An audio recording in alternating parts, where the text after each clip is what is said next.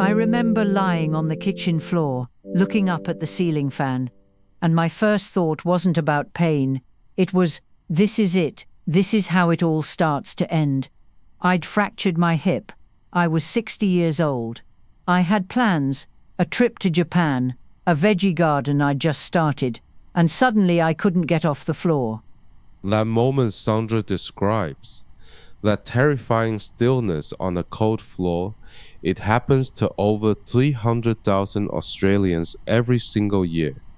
And for too many of them, a fall is where independence ends. But not for Sandra. Today, 2 years later, she is hiking coastal trails, doing Tai Chi 3 mornings a week, and is honestly more physically capable than she was before the fall. How? That's exactly what we're here to explore. Welcome to the Wellness Bridge. I'm Gary Chen, physiotherapist and founder of GC Integrative Physiotherapy and Wellness on the Gold Coast. Today's episode is a story about falling down, yes, but more importantly, about what it really takes to get back up. And I mean truly back up, not just walking again, but living fully. Sandra Mitchell, welcome to the show. Thank you, Gary. I have to say, I wasn't sure I'd ever be telling this story on a podcast. Let's go back to that day. Can you set the scene for us? It was an ordinary Tuesday morning. I was in the kitchen, rushed, carrying too much, groceries and a cup of tea, classic multitasking. My foot caught the edge of the rug, and that was it, half a second. I remember reaching out, but there was nothing to grab, and then floor. And the hip fracture, how did that progress medically? Surgery within 24 hours, then about 10 days in hospital, and then this awful limbo, weeks of not being able to drive, not being able to get to the toilet without a walking frame. I'm a very independent person. That was harder than the pain, honestly.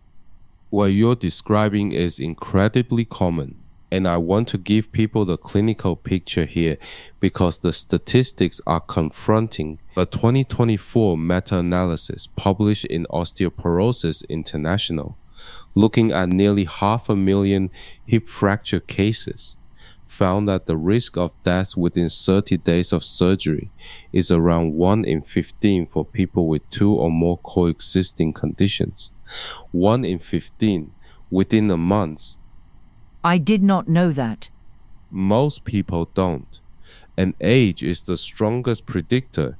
Every additional year of age raises that risk meaningfully.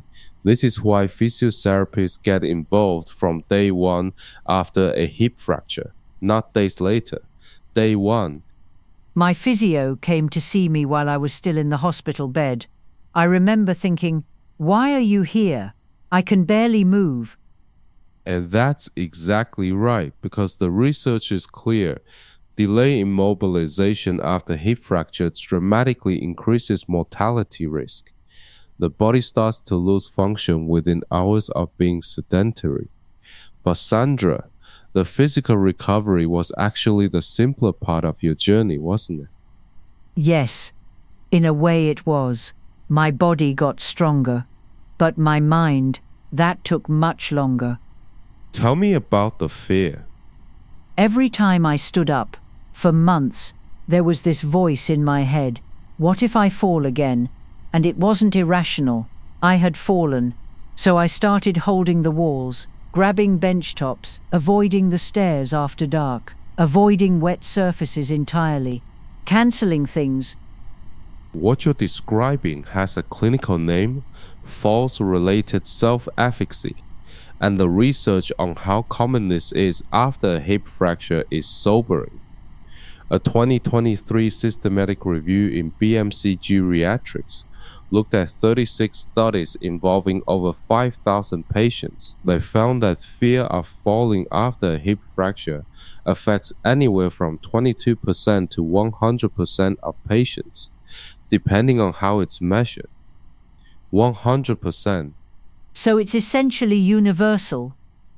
For many people, yes. And here's the part that should worry us more. Fear of falling is itself a cause of future falls because fear creates avoidance. Avoidance creates deconditioning. Deconditioning reduces muscle power, and reduced muscle power is actually the number one modifiable predictor of falls, not just strengths. What's the difference? This is one of the most important things I want people to take away from today. A 2022 study in the Journal of Biomechanics looked specifically at this. They compared fallers and non-fallers and found no significant difference in knee muscle strength, but enormous differences in leg muscle power. Power is different from strength. Power is force times speed. It's your ability to react fast enough to stop yourself when you're already going over. Strength won't save you. Reaction speed will. So slow, heavy weights at the gym? That's not what I needed. Not primarily, no. What you needed, and what is supported by a 2023 meta-analysis in the Archives of Physical Medicine and Rehabilitation, is what we call power training, fast sit-to-stand repetitions, explosive step-ups, rapid balance challenges, training the nervous system to respond before the fall completes. And that's what my physio actually had me doing. I thought it was strange at the time, almost like sport drills. That's exactly what it is.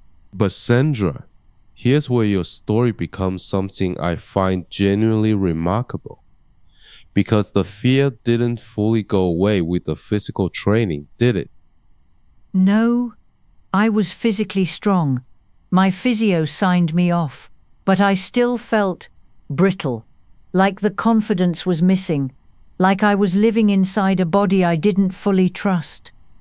And this is the tension that the Western clinical research honestly struggles with. The 2023 Systematic Review on Fear of Falling specifically noted that exercise-based interventions, even good ones, are often ineffective at reducing psychological fear in post-fracture patients. The body heals, the mind doesn't automatically follow. That's exactly what it felt like. I was doing everything right and still waking up afraid. And this is where I want to pause. Because what happened next in Sandra's story, from two completely different traditions, simultaneously named the same thing. Tell me about the Tai Chi. My neighbor had been doing Tai Chi in her backyard every morning for years. She invited me, and honestly, I went to be polite. I didn't think it was going to help with anything medical. And what happened? The first thing the instructor said was, "We practice falling. We don't avoid falling.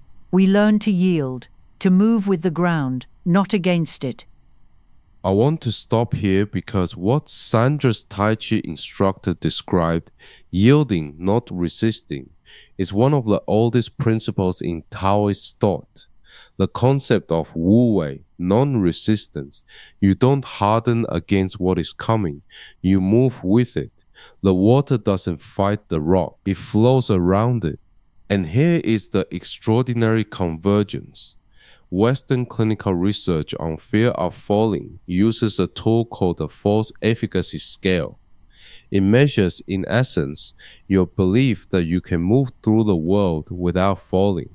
It's a confidence metric. And what does Tai Chi training do clinically? A 2023 meta-analysis in Frontiers in Public Health, 24 randomized controlled trials, found that Yang-style Tai Chi significantly reduces fall risk and directly improves falls-related self-efficacy, balance confidence. Taoism said yield, flow, trust your body. Western research measured it and said falls efficacy improves. They named the same human transformation with different languages.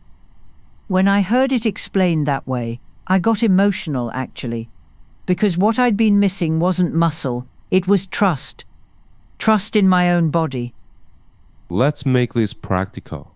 If you or someone you love has had a fall, or has a fear of falling, here are 4 things grounded in this evidence. Number 1, prioritize power, not just strength. Ask your physiotherapist about power training. Sit to stand repetitions done as fast as safely possible. Step ups with speed. Balance reaction drills.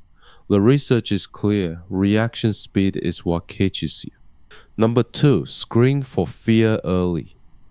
There is a validated tool called the Force Efficacy Scale International, the FAST-I. If your physiotherapist, GP, or rehabilitation team hasn't used it, ask for it. Fear of falling is a clinical problem, not a personality trait. It needs to be assessed and treated, not dismissed.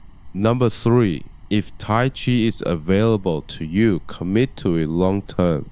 The 2023 meta-analysis found that Yang-style Tai Chi specifically outperforms other styles, and that the benefits are dose-dependent, meaning they grow with consistent, regular practice over months, not weeks. The nervous system adapts slowly. Give it time. Number 4, bring your people in. The research on post-fracture recovery consistently identifies informal support, family, friends, community, as one of the strongest predictors of returning to independence. Rehabilitation is not meant to be done alone. Sandra. My daughter drove me to every Tai Chi class for 4 months. Without her, honestly, I don't know. Sandra, 2 years on. Where are you today? I walked the Lamington Plateau Trail last month, 20 kilometers over 2 days. I sleep well, I'm not afraid anymore, or not dominated by it. And I think about my body completely differently now. It didn't fail me, I just hadn't trained it for the thing it most needed. That shift from my body failed me to my body needs different training.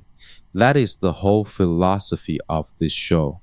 The Wellness Bridge is about refusing to accept a lower ceiling for what the human body can do and feel at any age. With the right evidence, the right movement, and the right support, the body is extraordinarily capable of rebuilding.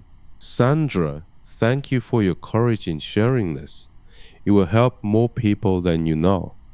Thank you, Gary. I hope it does. And here's your listener challenge for this week. Stand up from your chair right now without using your hands. Then sit back down. Then do it again but faster. That is a power training drill you just started.